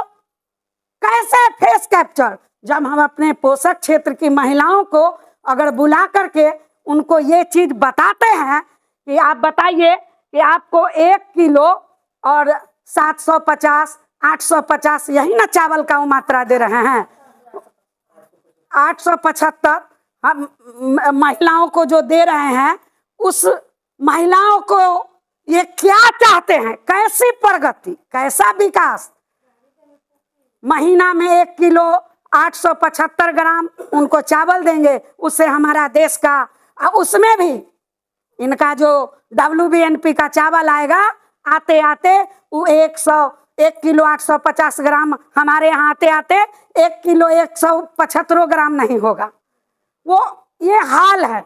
बद से बदतर इनकी अपनी जो सरकार की जितनी भी पॉलिसी है, जितनी भी नीतियां हैं, जितनी भी इनकी एक्ट है, वो इनके नीति और एक्ट के अनुसार यह चीज हम लोग तय कर रहे हैं।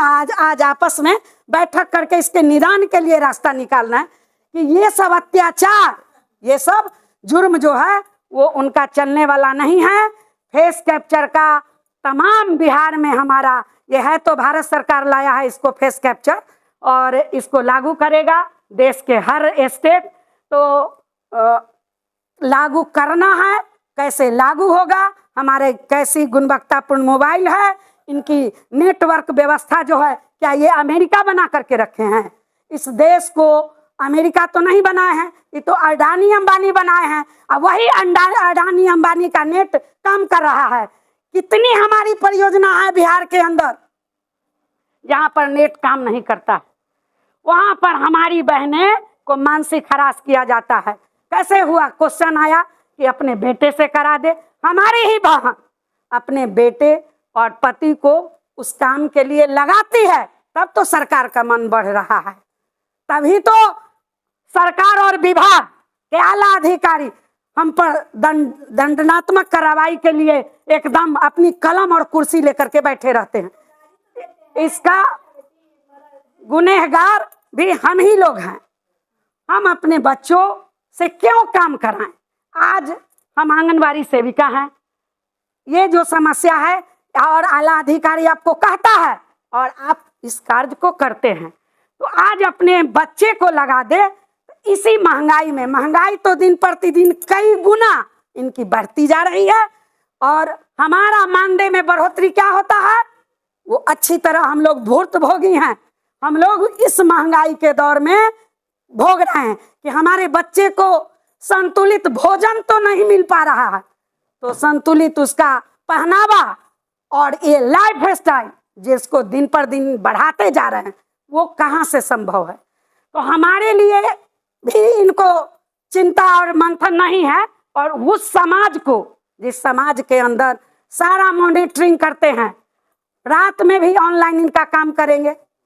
हम लोग ऐसा होता है तो आप बता दीजिए कि जब हम फेस कैप्चर की बातें आएगी तो क्या मोबाइल में 12 बजे रात में हम अपनी पोषक क्षेत्र की लाभान्वित को बुला करके फेस कैप्चर कर सकते हैं?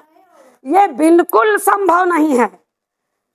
और जब आपके विभाग के आला अधिकारी के साथ हम लोग बैठते हैं तो उन्हीं लोग बताते हैं कि आपके लिए ये समस्याएं थी, कि आप कहते हैं कि ऑनलाइन डिजिटल काम नहीं हो रहा है, और बिहार की तमाम आप ही की आंगनबाड़ी वर्कर है वो कैसे कर दे रही है और कैसे हो गया? तो आप पर तो वही हो जाता है ना कि हम नहीं किए तो हमारी बहन कर दी, ये बहन नहीं की तो वो बहन कर दी।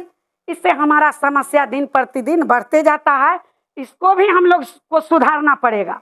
हम लोग को भी इस मैसेज को प्रखंड स्तर पर इस चीज को बताना समझाना होगा कि हमारी बहनें अपने बेटा से काम न कराए, अपने हस्बैंड से। कृपया केवल आप भी अपने बच्चे को शिक्षित करें, जो डिजिटल मोबाइल के तरफ उस काम को करवाने के लिए जा रहा है उसी टाइम में आप अपने बच्चों को पढ़ने के लिए प्रेरित करें, ताकि जो हम झेल रहे हैं वो आने वाले दिन में हमारे बच्चे नहीं झेलेंगे। आज आप ही बता दीजिए कि इतना काम, हम लोग तो बीए पास थे तो सरकार का ही सब काम करके दे दिए। अगर हम नॉन मैट्रिक होते या अपने बच्चों को इसी कार्य में लगा देते तो आज हमारा बेटा भी बीपीएससी शिक्षक 9-10 के लिए नहीं सक्षम होता, वो नहीं पास करता, उसी में उलझ करके रह जाता। तो हम बिहार की तमाम बहनें से ये आग्रह करेंगे कि अपना काम अपने करे और अग्रसर उस कार्य को करने का क्षमता बनाए या विरोध करे। ठीक है, हमारी बहुत सारी बहनें जो 8वां है, नॉन मैट्रिक है, वो अगर काम नहीं करती है तो क्यों वो अपने बच्चे से करा करके देती हैं? यह भी मुख्य कारण है। और कभी भी जो संगठन आज उनको 250 रुपया से आज यहाँ तक पहुँचाने का काम किया, उस चीज को वो लोग नहीं पहचानते हैं। ये सरकार जो है, भारत सरकार का टेंडेंसी अभी क्या है कि ये जो कम्युनिस्ट पार्टी की लड़ाइयाँ हैं, जो ट्रेड यूनियन कहलाता है, वो आज तक क्या किया? देश के अंदर गरीब गुरबा की लड़ाई लड़ी, गरीबों की लड़ाई लड़ी, चाहे वो आप हैं, महिला हैं, आंगनबाड़ी सेविका है, आशा है, रसोईया है, जीविका है, या लेबर मजदूर है, ईंट भट्ठा पर है, कोई भी है, उसकी लड़ाई एक केवल व केवल कम्युनिस्ट पार्टी ही लड़ी। और इनको आज आपको ये भी बता रहे हैं कि भाकपा माले में 12 विधायक जो हैं, वो 12 विधायक में एक मंत्री पद निश्चित इनको मिलता कि नहीं मिलता? आप ही लोग तय कर दीजिए। तो इन्होंने मंत्री पद क्यों नहीं लिया? क्योंकि मंत्री पद को कोई भी कम्युनिस्ट पार्टी के नेता जो हैं, प्रतिनिधि हैं, वो भ्रष्ट समझते हैं, जो वो काम हमसे नहीं होगा। अगर हम मंत्री बन जाएंगे तो हम इस मुद्दा को लड़ने में या सरकार से ये सरकारें में रहेंगे, पर अपने जनता की आवाज़ों को सदन में रगड़ते रहेंगे, उठाते रहेंगे, सरकार से जूझते रहेंगे। यह बात सत्य है कि हमारी एमएलसी महिला की नेत्री जो सदन में सारी स्कीम वर्कर की, महिलाओं की आवाज़ को कैसे सशक्त कर रही है, वो सब यूट्यूब के माध्यम से आप लोग अपने व्हाट्सएप पर देखा करती हैं कि हमारी आवाज़ को जो महिला पर अत्याचार कर रही है सरकार, वो बिहार हो या भारत सरकार हो, उसका हमेशा ये तोड़ मोड़ करके जवाब देने का काम करते रहती है। वो आप लोग यूट्यूब के माध्यम से हमेशा देखती होंगी। तो ये हमारी आवाज़ है। यह भी बात सत्य है कि हमारी बेबी दीदी जो पिछले सालों की बात याद दिलाई, जो इसी समय वह दिन था जो हमारी बिहार में 19,219 बहनें मानसिक हरास में जी रही थी।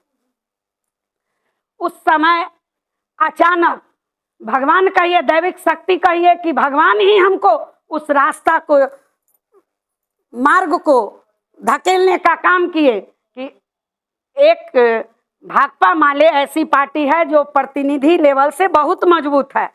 ये लोग हमारी आंदोलन को रूप देने जाते थे, पर हमारे बीच में कोई ऐसा हमारे ना सहभागी भाई थे और ना हम लोग थे। हमारी बहनें में से कोई थी जो इस चीज को परखते। आज शिक्षकों की लड़ाई, यही गोपकूट जिस बैनर के नीचे हम और आप हैं, उस शिक्षक की लड़ाई को जीत दिलाने वाले यही पार्टी है, भाकपा माले हैं, जो उनको यहाँ तक पहुँचाने का काम किया। और जो मानसिक हरास में जी रहे थे उस समय भी जब हम आए तो यह बात सत्य है कि 12 विधायक, उस समय हमारे एमएलसी नहीं थे, एमएलसी की जीत इस बार हुई है। 12 विधायक, न ही एमएलसी की, न ही भाकपा माले की शशि यादव जी एमएलसी थी। ये राष्ट्रीय लेवल पर महिलाओं की स्कीम वर्कर का नेतृत्व करती हैं, पर उस समय ही एमएलसी नहीं थी। लेकिन हम लोगों को इतनी सांत्वना, इतना प्रेम, इतना स्नेह के साथ ये लोग ऐसा काम किया और ऐसी आवाज उठाई कि सरकार को विवश होना पड़ा।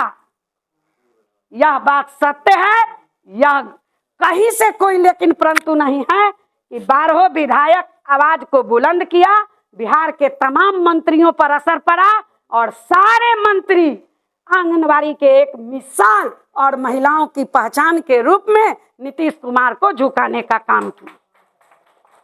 और आज जो बिहार के अंदर ये मिसाल, ऐतिहासिक लड़ाई, जिस समय हमारी द्रौपदी के तरह चीरहरण होते रहा, हमारी पल्लवी व बहन भी खूब लड़ाई, उसी तरह का मर्दानी, जैसे हमारी झांसी की रानी लक्ष्मीबाई लड़ा करती थी, वो सब ये सारी हमारी मधेपुरा और सहरसा की नूरुनजहां दीदी है कि इतना इतना मिर्चा का पाउडर बना करके और पुलिसों पर प्रहार करने का काम किया। और हम लोगों को सरकार जिस समय वो गंदा पानी, वाटर कैनल का इस्तेमाल करता था, उस समय मेरे पास तो कोई, आज बिना मोबाइल के हमारी बहनें बिना हथियार के डिजिटल काम कराने के लिए वो मानसिक हरास करते थे। लेकिन जब हम अपने लिए उनको कहने आते हैं कि ये महंगाई में 7,000 में भरण पोषण नहीं होता है, कैसे वस्त्र उतार उतार करके ये महाभारत की लड़ाई को दोहराए थे। यही हमारी सरकार है, नीतीश कुमार जी हैं। हमारी बहनें को पूरे देश इस चीज को देखा कि बिहार में महिलाएं को किस तरह से अपमानित करके और मानसिक हरास किया गया, जो पूरे देश और विदेश में भी चर्चाएं होने लगी। इसका केवल व केवल हमारी बहनें अपनी पहचान बनाने और इस मिसाल को, आज के ये महाभारत में कोई हमारे ऐसे कृष्ण नहीं थे कि हमारी बहनें को तथास्तु करके अपने वस्त्र को पहनाते। वो खुद व खुद हमारी बहनें ही कोई कृष्ण बनी और कोई द्रौपदी थी। और बाद में ये लोग का समर्थन हुआ। ये लोग जब जाने भाकपा माले के विधायक, तो हम लोगों की आवाज को नीतीश कुमार के करारा जवाब दिए कि अब हम 6 तारीख के डेट में हम जा रहे हैं, अब इस आंदोलन को सत्याग्रह के रूप में उतारने, और पूरे बिहार में चयन रद्द हो या नहीं है, जो कार्य पर है सारे सत्याग्रह करेंगे। उस भय से हमारी बहनों को वापस किया गया। ये बिल्कुल सत्य और सही बात है। तो अब मुख्य रूप से आज हमारा फेस कैप्चर है, तो इस पर क्या हम लोगों को विरोध करना चाहिए?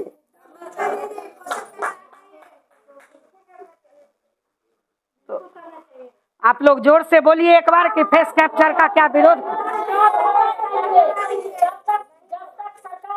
सुरक्षा मुहैया नहीं कराएगी हम लोग को, तब तक का विरोध होना चाहिए। बिल्कुल, हम सरकार को करारा जवाब देंगे कि अपने अपने प्रखंड में रविवार का दिन है, या हम लोग अपने जिला में जाकर के 150 के संख्या में जाएं और सरकार को एक चौथा स्तंभ के माध्यम से संदेश देंगे कि ये फेस कैप्चर की जो बातें हैं वो अपना अस्त्र को मजबूत कर ले। वो हमारा नेट जो है, इनके अडानी, नीतीश कुमार जी के अडानी और नरेंद्र मोदी के अडानी अंबानी को जो इंटरनेट है, इसको संभाल ले। हमारा मोबाइल अच्छा गुणवत्तापूर्ण दे और हमारा रिचार्ज भी वही करे, तभी हम इस कार्य को सफल होने देंगे या करेंगे। अन्यथा हम लोग इस कार्य को बिल्कुल फेस कैप्चर वाली कार्य को बिल्कुल नहीं करेंगे। ये हमारा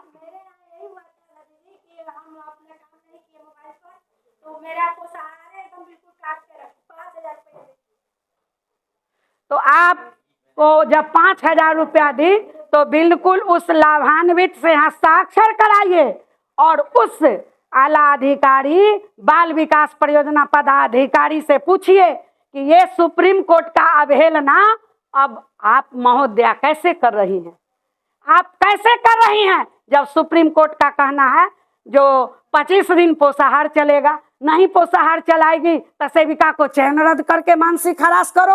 तो आज ये दंड हम पर कैसे लग रहा है? आपका व्यवस्था, आप मोबाइल दिए ही नहीं, हथियार नहीं दीजिएगा, आप पाकिस्तान को कहिएगा मार गिराने के लिए, तो मेरा सेना मर के आएगा कि मेरा सेना मरा करके आएगा? मार के आएगा, मर के आएगा। हथियार देते नहीं है और कार्य करने के लिए महिलाओं को क्या कहते हैं? अबला समझते हैं। महिला तो है अपना बेटों से बेटा बेटा प्लीज प्लीज करके, कृपया कृपया हस्बैंड से करके और कार्य को कर देती है। तो महिलाएं, आप अपने अधिकार और सरकार जो क्या कर रही है, जब तक हम लोग इस बात को सोचेंगे पहले तो कि सरकार कर क्या रही है भाई, सरकार जो ये पॉलिसी को लाई है, इस चीज को लाई है, ये क्या है, क्या कर रही है, और सरकार उसके बाद हम उसको समझेंगे, मनन करेंगे, उसके बाद हम इस चीज को धरातल पर या सरकार तक पहुंचाएंगे। अरे तुम सरकार हो, तुम तो पहले सुधर जाओ, तुम तो हमको 70 रुपये दाल दिला दो, हमको 20 रुपये चावल दिला दो, 90 रुपये बादाम दिला दो, 110 रुपये तेल दिला दो। तुम अपनी व्यवस्था को पहले सुधार लो, तब ये अबला नारी पर कहते चलना कि हम 1 किलो 875 ग्राम पहुंचाते हैं कि नहीं। माने हम महिला हैं तो किसी तरह का अत्याचार करते चल जाए। हम तुमको सरकार बना दिए चाय बेचवाते बेचवाते, तो तुम राज भोग रहे हो, और हम जो वोट किए, हम जो बदले में बहुमत किए, उसके बदला तुम हमको मानसिक हरास करो। हमको 7 रुपये आलू का रेट दो और कहो बाजार में खरीद लो। तो वो मेरा कौन लगता है? वो मोदी जी के दामाद लगता है कि नीतीश कुमार के दामाद लगता है? वो कैसे हमको इस रेट में सामान दे देगा? कि क्या सेविका के दामाद लगता है? कौन है हमारा बाजार का विक्रेता? कौन है? या तो सरकार हमको सारा केंद्र बाई केंद्र अपना सामान को किलो से जोक करके मुहैया कराए। क्यों सरकार जो लाई कि हम डीबीटी कर देंगे, क्यों डीबीटी फेल हो गई? इसका कैसे डीबीटी फेल हुआ? उसका कभी हिसाब किताब इन्होंने किया? ये कौन पूछेगा? हम सेविका हैं और वोट देने वाले उसका जनता भी है, तो हमारा भी अधिकार है कि तुम्हारा जो डीबीटी फेल हुआ वो क्यों हुआ और कैसे हुआ। तो फिर तुम डीबीटी दे दो, इससे बेहतर रहेगा जो तुम डीबीटी कर दो। हम भी आ रही है चुनाव, हम भी तुमको वोट पर कैसे थोप देंगे और तुमको सरकार से गिराने का काम करेंगे। वो 25 अभी तो मिस हो गया। देश के अंदर महिलाओं पर इतना सारा अत्याचार होते रहा, लेकिन अब कैसे सरकार बन गई? भारत सरकार तो बना दिए हम लोग, जैसे बने। अब वो लूट लिए या क्या किए, या हो सके हमारे जैसे बेवकूफ जनता वोट दे दिए, जैसे बन जाए। सरकार तो बना लिए, तो हुकूमत 5 साल और चलेगी। ये फेस कैप्चर की बात जो है, ये भारत सरकार का गाइडलाइन है, इसको बिना लड़े हमारे बिहार सरकार के भी दिमाग में नहीं आएगी जो हमारी बिहार की महिलाओं पर कौन सी अत्याचार हो रही है। इसके लिए हमको तैयार होना ही पड़ेगा, हमको लड़ना ही पड़ेगा। अब बताइए जी, इतना बड़ा ये डिजिटल मुद्दा हम बहनों के बीच दे दिए हैं, तो कोई भी महिलाएं जब आएगी तो मेरा भी तो रजिस्टर पर लिखा है कि इतना चावल देना है, इतनी मात्रा में सोयाबीन देना है, उनको अंडा देना है। बता दीजिए 6.5 रुपये अंडा का दर दे रहे हैं। अब बाजार में अंडा 10 रुपया में बिक रहा है। तो ना मोदी जी के बिहार सरकार के कौन है? बिहार के विक्रेता जो गरीब अपना अंडा लेके बैठा हुआ है उनका कौन है? कैसे हमको वो दे देगा 6 रुपया में? तो कैसे वो फेस कैप्चर होगा? नहीं, हम जब बच्चा के अंडा अगर आधा देते हैं तो उनको शर्म आना चाहिए कि हम 1 अंडा का दाम दिए। किराए वाउचर पर रेन्यू टिकट लगा करके हमसे हस्ताक्षर करके वो डाउन करवा रहे हैं। तो कौन सा मार्केट में हम अंडा खरीदेंगे? अपने मूल्य पर, मानक रेट पर वो सुधार नहीं कर रहे हैं। लेकिन हम महिलाओं पर बले माने हम चोर लगते हैं उनके नज़र में। हम लोग जितनी भी देश के अंदर महिलाएं हैं वो उनके नज़र में क्या है? अडानी अंबानी उनका चोर नहीं है, विजय माल्या चोर नहीं है, देश के महिलाएं चोर है जो 2 किलो चावल देते हैं। अब 2 क्विंटल क्या 2 टन के तक ये जे बराबर उनको मानसिक हरास करते हैं। तो इस तरह का विधि व्यवस्था को हम लोगों को भी महसूस करना है। हम लोगों को भी अपने आप को बदलना है कि हम इस मुद्दा को कैसे लड़े। हम अपने महिला पर्यवेक्षिका को इस आवाज को इसके विषय में पढ़ाएंगे ना। सारी अभी हमारी बहनें हैं जो बहुत बहनें प्रमोशन होकर के प्रमोट होके अपने पर्यवेक्षिका के पद पर जा रही हैं। तो वो भी समझ रही है और वहां जा करके ये ना भूला जाए कि 6 रुपये अंडा का ये लिए मानसिक हरास करे। फेस कैप्चर के लिए पहले तो वही ना कहेगी, महिला पर्यवेक्षिका कहेगी, हमारा बाल विकास परियोजना पदाधिकारी कहेगी कि फेस कैप्चर नहीं हुआ तो आपका पोषाहार की कटौती हो जाएगी। अरे तो ये क्या है? सरकार की पॉलिसी है कि न यह संभव है न लाभ को कुपोषित के पास तक पहुंच पाए। ये सरकार ही चाह रही है। अब आप ही लोग बता दीजिए कि ये पहुंच पाएगा? जब अपना स्थिति वो नहीं सुधारेंगे तो हम ही लोग को इस तरह से बेइज्जती करते रहेंगे तो हम लोग इस जुर्म को सह पाएंगे? सहेंगे? जुर्म करने वाला से दोषी सहने वाला है। अरे एक बार तुम प्रहार करके देख लिया है। हम बोले थे कि अगर हमारी 19,000 बहन को नहीं लाओगे तो इसी हड़ताली मोड़ पर जहां हमारा डायरेक्टर बैठता है उसी गेट पर हम अंडा के दुकान और चाय के दुकान स्टॉल कर देंगे और इस स्टॉल का नाम रहेगा सेविका स्टॉल।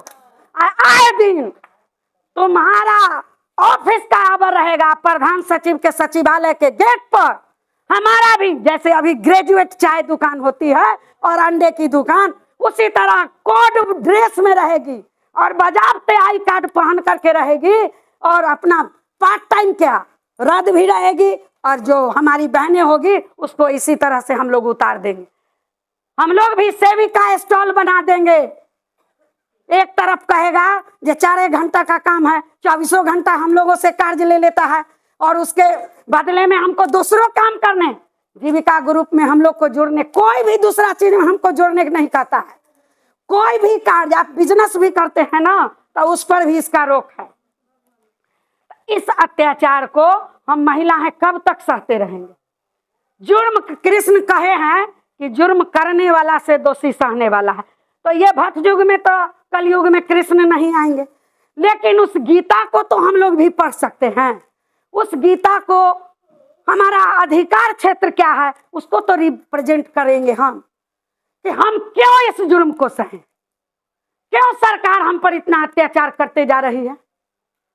1500-1600 रुपया में हमारी रसोईया को बहाल करके रखी हुई है, उससे 8-8, 10-10 घंटा कार्य लेती है। शर्म आनी चाहिए इस सरकार को कि उस रसोईया के लिए माने 50 रुपया में वो 1 कप तुम चाय पीते हो, तुम्हारी चाय का कीमत 200-300 रुपया होती है और देश के जनता जो आज तुमको वोट करके और उस कुर्सी तक पहुंचाता है, उस गद्दी का राज सिंहासन पर बैठा देता है, उसके लिए तुम्हारी व्यवस्था ऐसी। ये 7,000 रुपया हम बहनों को देती है और 4,000 रुपया हमारी हेल्पर को देती है। तो मेरा पर डे का 199 यही ना समथिंग हमारा है। तो इस महंगाई में हमारा जीवन यापन हो पाएगा, नहीं हो पा रहा है। इसके लिए चिंता नहीं है। जब हम इसकी मांग करने के लिए जाते हैं कि ना तब प्रहार करेगा, वाटर कैनल हम पर चलाएगा। अपनी पुलिसिया से, प्रशासन द्वारा कैसी बेरहमी से हम लोगों को पीटा कि जेंट्स पुलिस से धक्का दे करके हाथ तोड़ दिया, पैर तोड़ दिया, उससे भी इसका मन नहीं भरा। कपड़ा उतार लिया हमारी बहने को, उससे भी मन नहीं भरा। तो वो 7,000 रुपया का रोजी रोटी हम लोगों से छीन लिया कि अब तुम जाओ भटको। तो कौन सा सौदा हम लोग करते? इस तरह से जो सरकार अस्त्र चलाई, जो अंतिम अस्त्र थी, तो इस स्थिति में हम लोग क्या करते? अब बता दीजिए, जो हमारा उम्र 50 साल होने जा रहा है, अब तुम हमको नौकरी से निकाल दोगे तो हम कहाँ का रहेंगे? एक बार विचार की, अगर हम अभी बिहार सरकार नीतीश कुमार जी को कुर्सी से उतार देंगे तो हार्ट अटैक आ जाएगा। हार्ट अटैक आ जाएगा, अब मरेंगे वो। अब बिहार की आधी आबादी है, शायद हमारे भाई, हमारा बेटा, हमारा हस्बैंड हमको सपोर्ट करे ना करे, लेकिन हम लोग भी प्रण कर लेंगे कि अपने मानसिक हरास से अपने आप को ही बदले, वरना कुर्सी छोड़े। अब हमारी महिलाएं जाग गई है, अपना अधिकार क्षेत्र को समझती है कि अब तुम जुर्म करोगे तो हम जुर्म नहीं सहेंगे। और इस चीज का हम लोग खास करके विरोध करेंगे। जो फेस कैप्चर है, पूरे बिहार में जाइए। हम लोग कोशिश करते हैं कि बिहार में जितने भी संगठन हैं वो एक साथ बैठने का काम करें और हमारी बहनों को मानसिक हरास से बचाने का काम करें। ये प्रयास हम लोग करते हैं। अगर वो लोग हम लोगों का सपोर्ट नहीं करते हैं तो उस पर भी हम लोग राज्य कमेटी के लोग बैठेंगे। आना अगर संभव हुआ तो हुआ, न तो गूगल मीट पर हम लोग बैठक करते हैं और आगे क्या होना चाहिए, कैसे होना चाहिए, उस पर हम लोग विचार करते हैं। और 5 तारीख का जो हम लोगों का माने पटना में आया है, जो 150-200 के संख्या में आकर के, और इस फेस कैप्चर के विषय में कैसे विरोधाभास करे, सरकार के कान तक बात पहुंच जाए हमारे चौथा स्तंभ के द्वारा, भाया मीडिया के द्वारा, कि इस चीज पर तुम शीघ्र विचार करो। भारत सरकार का तो CDPO हमको मानसिक हरास अभी नहीं कर रहा है। बिहार सरकार का कर्मचारी हम लोगों को मानसिक हरास करेगा जनवरी से फेस कैप्चर के लिए। ना उसकी प्रशिक्षण, ना ही उसकी विधि व्यवस्था, और काम जो है वो माने 7,000 नहीं 70,000 वाले जो काम नहीं कर पाएंगे वो कार्य हम लोगों से कराते हैं। तो महिलाएं, अब जैसे कहा जाता है ना कि बादल जैसे गरजता है तो उस तरह से बरसता नहीं है। अब महिलाएं जब गरजती है तो क्या होता है, तो वो सरकार को संकेत दे देना है कि अब हम लोग भी इस क्षेत्र के लिए इस जुर्म को बर्दाश्त न करके आगे की प्रक्रिया पूरा करेंगे। और कैसे क्या होगा इस पर हम लोग विचार विमर्श कर लेते हैं अभी। और हम चाहते हैं कि किसी भी जिला से हमारे भाई, हमारे गार्जियन जो आए हुए हैं, अगर उनको और कुछ लगता है कि इसमें जुड़ना चाहिए और कुछ अगर छूट गया है तो इसके लिए वो अपनी बात को रखेंगे, उस पर भी विचार किया जाएगा, उस समस्या को भी देखा जाएगा और आगे की रणनीति को हम लोग इसको मजबूत करेंगे, तैयार करेंगे। और इस पर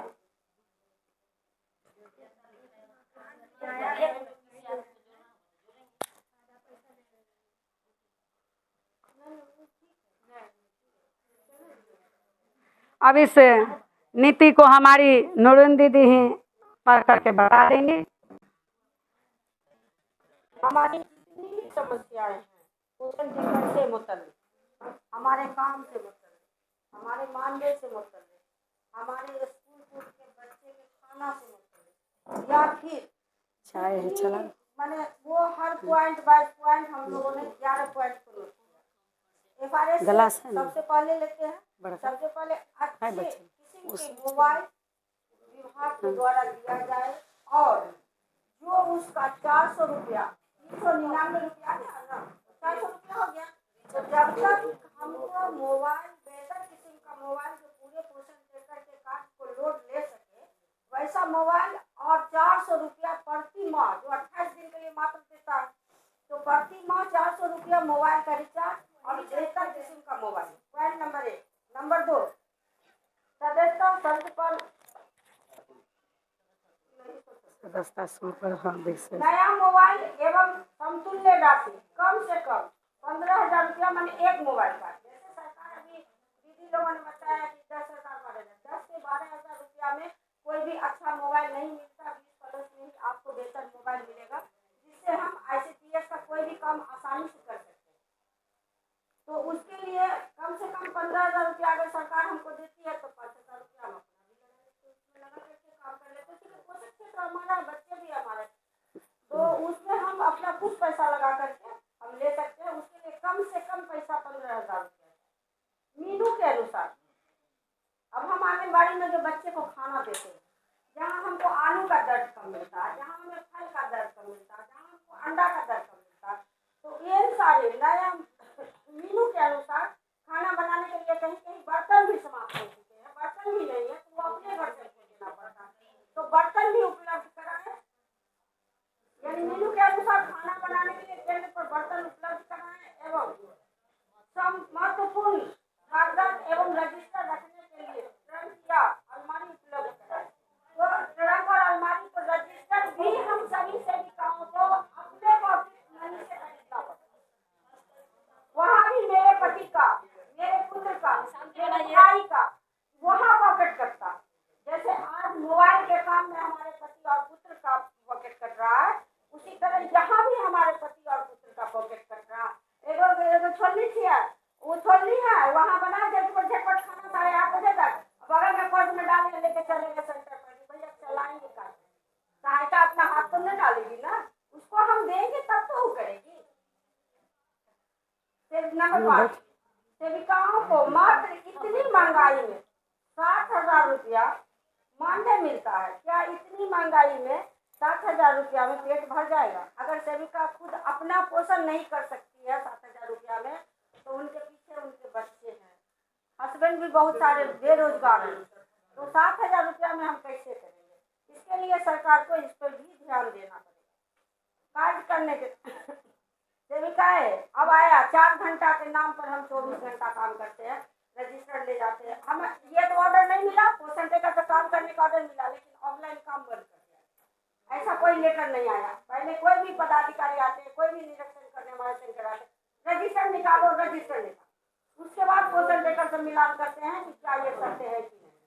तो उसके लिए भी हमको अपना पॉकेट मनी खर्च करना पड़ता है। कार्यालय से हमें जितना रजिस्टर होना चाहिए वो नहीं मिलता, तो उसके लिए भी हमको कार्यालय अवेलेबल कराए कि हाँ भाई आप 4 घंटा के काम को हटा करके हमको पूरे 8 घंटा काम दे, और उसका वाजिब मानदेय मजदूरी हमको सरकार से मिलना चाहिए, वो निर्धारित है। मानदेय हमारा कम से कम 25,000 रुपया होना चाहिए। 25,000 से कम बोलेंगे भैया बोलेंगे नहीं रह पाएंगे, हम कुपोषित हो जाएंगे। तो भैया बोलेंगे जब हम कुपोषित हो जाएंगे, हम बीमार पड़ने के कगार पर हैं, तो हम पोषक क्षेत्र को सुपोषित करेंगे। पोषक क्षेत्र में हम उसको डायरेक्शन देते हैं, चाहे वो गर्भवती हो, धात्री हो, या कुपोषित बच्चे हो, या अति कुपोषित बच्चे। ग्रेडिंग करते हैं तो मात्र उसका वजन लेते हैं, फिर उसको हम बताते हैं कि आप ये खाना दीजिए, वो खाना दीजिए, खाना का मेनू चार्ट बनाइए, चार्ट के हिसाब से आप एक रूटीन चार्ट बनाइए, कटोरी चम्मच में दीजिए, अलग से दीजिए। यानी इन सारी समस्याओं को हम उनके पास रखते हैं। तो हम 4 घंटा के नाम में हमको 24 घंटा वर्क करना पड़ता है। कभी कभी आना ही होता है, आशा दीदी चली जाती है, एनएम दीदी चली जाती है, हम सोए रहते हैं, खटखटाता लागू, दीदी जगिए ना, बउआ का जान खुल गया। सरकार बोलेगी कि 4 घंटा काम करते हो, तो उसको बताना पड़ेगा नहीं हम 24 घंटा काम करते हैं, क्योंकि रात में हम सो भी नहीं पाते हैं पोषक क्षेत्र के बच्चों की वजह। नंबर 7, राज्य कर्मी का दर्जा देते हुए सरकार हमें ग्रेजुएटी भुगतान, बच्चों की पोशाक राशि जो सरकार कहती है, ड्रेस खोजते हैं, जो एलएस आते हैं, जो सीडीपीओ आते हैं, जो डीपीओ आते हैं, या ब्लॉक स्तरीय कोई पदाधिकारी आते हैं, ब्लॉक स्तरीय कोई पदाधिकारी आते हैं, तो वो कहते हैं ड्रेस कहाँ है भैया? बच्चा का जो विदाउट ड्रेस बच्चा रहता है, रजिस्टर में नामांकित होता है, उसके बावजूद भी उसको नहीं मानते हैं, और जितना बच्चा ड्रेस में रहता है उसी को वो कहते हैं उतना बच्चा जो है तो यहाँ है, बाकी बच्चा को वो नहीं करते। तो बच्चा का जब ड्रेस देते हैं तो पता कर भाई तो डीबीटी के माध्यम से, जब आप डीबीटी के माध्यम से देते हैं तो वो जिम्मेदारी हमारी नहीं है, वो हमारी जिम्मेदारी नहीं है, वो सरकार की जिम्मेदारी है। तो फिर सरकार हमसे ड्रेस क्यों खोजती है, हमारे बच्चे का हाजिरी क्यों काटती है, हमारे बच्चे को नील क्यों करती है, जबकि हमारा बच्चा प्रेजेंट रहता विदाउट ड्रेस सही लेकिन प्रेजेंट रहता, वो अपना ना बोलता पुकारने पर, फिर भी ऐसा अत्याचार हमारे साथ क्यों होता। बच्चों की कोताही का हो गया समस्या।